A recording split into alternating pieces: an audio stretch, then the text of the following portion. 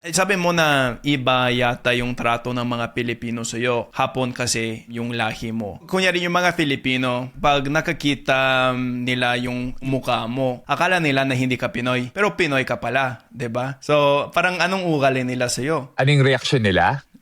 Parang nag-i-English pa sila sa'yo. Dati oo, ini-English pa rin ako kahit tinatagalog ko na. Ngayon din naman minsan, tapos hinihiritan ko na lang lagi. Sinasabi ko talaga, ate, tinatagalog na nga kita.